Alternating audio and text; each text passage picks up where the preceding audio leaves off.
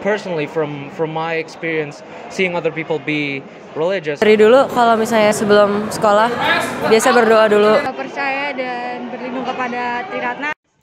Hai, aku Inori. Aku Gaby. Welcome to Margoria.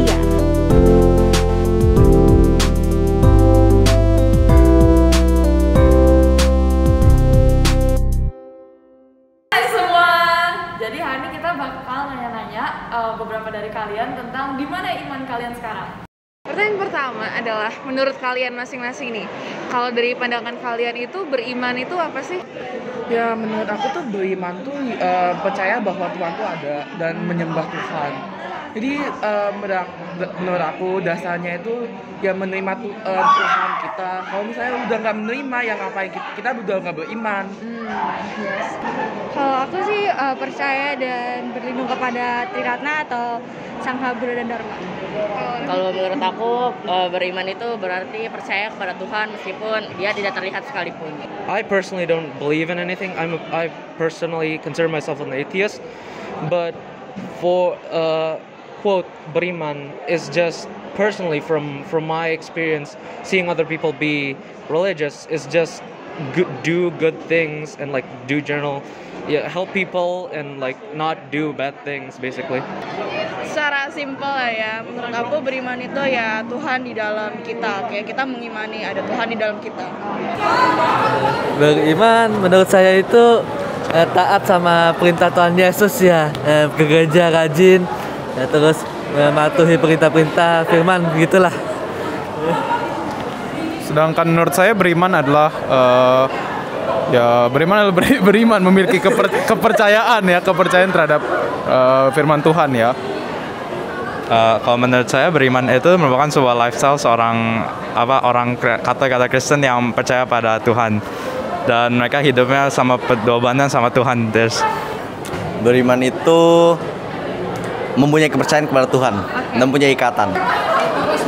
Beriman itu mungkin kalau kita taat sama Tuhan dan melakukan hidup kita sesuai ajaran Tuhan. Coba. Menurut aku sih beriman itu kayak memiliki kepercayaan terhadap sesuatu, kayak kepercayaan saya terhadap Tuhan Yesus Kristus itu seperti ya percaya gitu. Beriman itu berpegang teguh kepada Tuhan. Jadi kurang lebih seperti orang yang, kalau kita kan orang beragama, kita tuh beriman karena kita percaya akan hal-hal baik mengenai Tuhan. Kalau menurut Sarah? Kalau menurut aku beriman itu kayak mempercayai sesuatu meskipun kita tidak bisa melihat, meraba atau merasakan atau menciumnya gitu. Pertanyaan kedua adalah kan kita nih kalau misalnya sekolah kan jadwal kita jadi berubah kan. Kayak padat banget, ada PR, ada les. Nah, kalau misalnya kehidupan rohani kalian itu kayak berubah secara signifikan nggak sebelum dan sesudah kita PTM? Kalau aku sih emang menyadari emang setelah sekolah itu agak capek gitu ya, pastinya butuh istirahat ya, mungkin kadang-kadang tidur gitu ya. Habis itu ya kalau misalnya capek ya atau mungkin lagi kesulitan buat ngadepin persoalan, mungkin minta bantuan Tuhan gitu.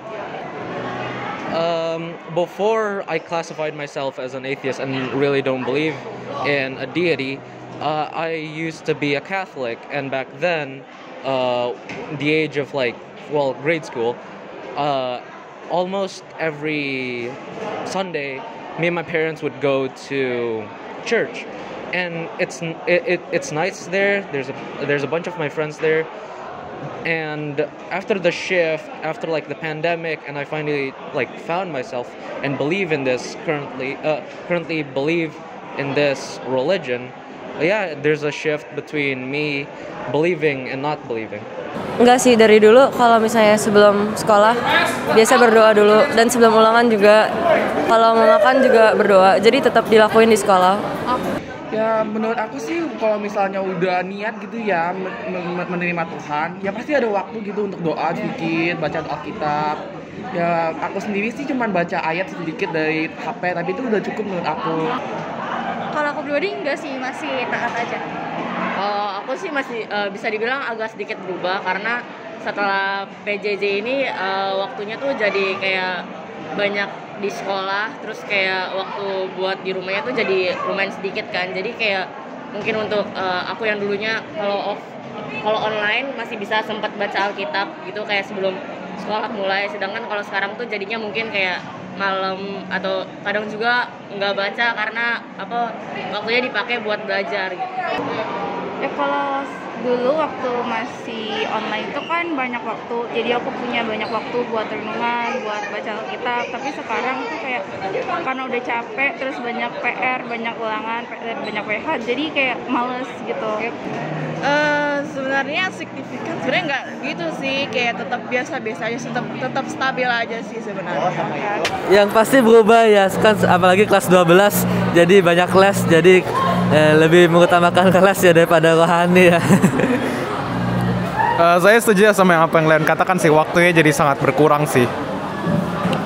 Ya, kalau misalnya di kelas 12 ini kan makin banyak persiapan untuk UTBK, jadi makin banyak waktu diluangkan untuk les dan lain-lain gitu. Enggak. Can you describe? Bisa. Because I rarely go to church. Thanks. Menurut saya tidak berubah karena menurut saya jadwal sekolah tuh tidak ada hubungan dengan rutinitas rohani. Mungkin menurut saya rutinitas rohani seperti kayak mungkin berdoa, mungkin gitu ya. Jadi kalau misalnya jadwal kan kita kan sekolah masuk itu ada morning devotion gitu kan. Tetap walaupun jadwal diganti tetapi tetap ada kan morning devotionnya menurut saya, jadi nggak ada yang diganti. Oke, nah pertanyaan terakhir adalah kalau misalnya lagi sedih atau mungkin punya kayak pergumulan khusus gitu, like what do you usually do? Kalau misalnya saya lagi sedih itu mungkin saya mungkin konsul sama teman saya ajak ngobrol sama teman saya mungkin biar dia bisa kayak mungkin kasih tips atau apapun itulah. Biasa berdoa, baca Alkitab, mungkin minta jawaban, udah gitu ngomong sama orang tua. Pasti berdoa kepada Tuhan ya, kayak Tuhan, aku lagi capek, tolongin aku, tolong kasih petunjuk buat aku, tolong bantu aku. I personally cope with it by just not thinking about it. The best way of handling a problem, if it nags for your attention, is to either not give attention at all or just deal with it in the most mature way possible. Kalau aku sih biasanya aku ke tempat untuk ruang berdoa, terus aku kayak curhat dan renungin gitu loh, minta petunjuk jalan. Sama aku juga sama kayak dia, kalau misalkan emang udah mumet banget, kayak udah stres belajar, misalkan aku coba kayak berkomunikasi sama Tuhan, kayak berdoa, minta kayak semoga apa yang aku belajarnya itu bisa masuk benar-benar ke dalam otak gitu loh. Itulah. Ya, kalau aku sih lebih kayak doa ke Tuhan, karena menurut aku tuh Tuhan itu bakal mendengarkan doa kita walaupun cuma hal-hal sepele, walaupun gak didengarin, aku tuh suka curhat gitu sendiri dengan Tuhan. Ya bener. Kayak jadi kayak Tuhan tuh kayak teman kita gitu ya. Tidur. Main game dan tidur ya. Ya, saya juga main game dan tidur. I usually pray to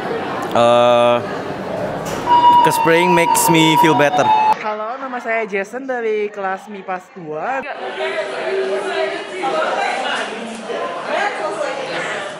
Halo, aku Neta dari kelas 11 IPA 4. Kalau aku Aurel dari kelas 11 IPA 1. Langsung aja nih.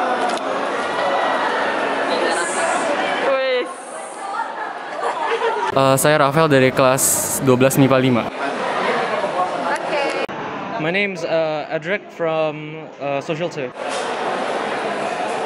Thank you very much. Saya Victor Rizal Kusumo dari XMIPA 4. Kamu? Saya Jocelyn Sarah dari 10 MIPA 4.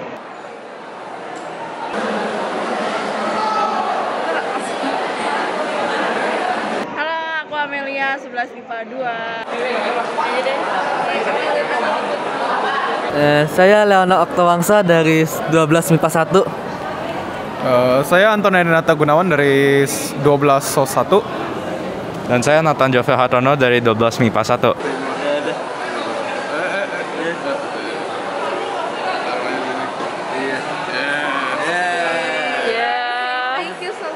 Nama saya Sebastian dari 11 IPA 5. Oke, thank you. Nama aku Kira, aku dari 12 MIPA 3. Hello guys. Jadi sekarang kita udah selesai interviewnya, terus ini hasilnya. Di sini kita bisa lihat kebanyakan orang imannya sedang ya, tapi ya masih lumayan lah ya. Dan untuk yang imannya merah dan hijau, we still really appreciate you guys. And yeah. Nah, karena kalau misalkan memiliki iman sebesar biji sesawi aja, kalian dapat memindahkan gunung loh, seperti yang tertera dalam Matius 17 ayat 20. Thank you guys, bye! See you in the next episode. Woo! Kalau kalian punya topik yang penting untuk dibahas atau perlu untuk mendapatkan perhatian di SMAK 5 melalui Marturia ini, langsung aja private chat ke nomor 0812-6240-5018 atau line ke ID Inori SHP ya. Thank you!